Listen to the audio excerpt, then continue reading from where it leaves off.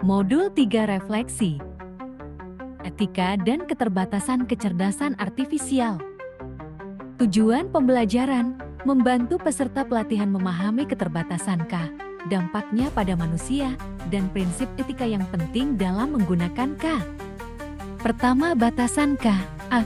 Keterbatasan dalam memahami konteks lokal dan nilai-nilai budaya K generatif seperti Kadit atau aplikasi gambar AL seperti DAL atau Canva AL bekerja berdasarkan data global. Namun, mereka tidak selalu memahami konteks lokal seperti budaya Jawa, tradisi sekolah kami, atau nilai agama yang dianut siswa. Menurut saya, ini membuat peran guru menjadi penting untuk menyaring hasil dari K agar tetap sesuai dengan nilai dan budaya lokal. B.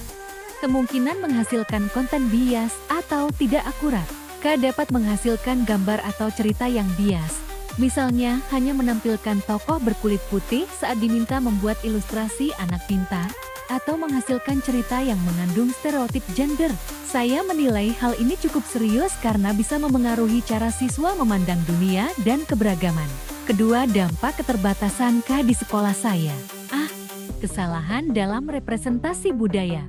Gambar atau teks yang dihasilkan K bisa tidak sesuai dengan budaya lokal, misalnya menampilkan ikon asing, pakaian musim salju, atau tradisi negara lain.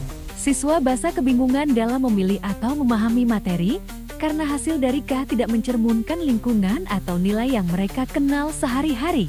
Dampak SUA. Siswa bisa kehilangan keterhubungan dengan identitas budaya sendiri. B. Potensi terjadinya bias sosial. K bisa menampilkan hasil yang bias ras, gender, atau kelas sosial, karena data yang digunakan untuk melatih AL berasal dari internet yang tidak selalu netral. Misalnya, AL bisa menampilkan gambar anak pintar benye dengan satu warna kulit atau menggambarkan peran perempuan secara stereotip. C. Ketergantungan pada teknologi tanpa evaluasi kritis. Siswa bisa menganggap semua hasil dari K selalu benar, padahal tidak semua sesuai dengan nilai lokal atau fakta yang akurat. Ketiga, prinsip etika dalam penggunaan K di sekolah. A. Prinsip transparans. Penggunaan K harus dilakukan dengan pemahaman yang cukup tentang bagaimana sistem bekerja.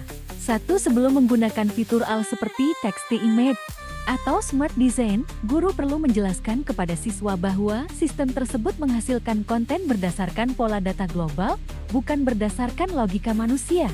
Kedua, siswa harus tahu bahwa K bukan makhluk hidup atau sumber kebenaran absolut, melainkan alat bantu. B. Prinsip keadilan dan inklusivitas. 1. Siswa dan guru harus menyadari bahwa K bisa menyajikan hasil yang bias, karena dilatih dari data global yang belum tentu adil.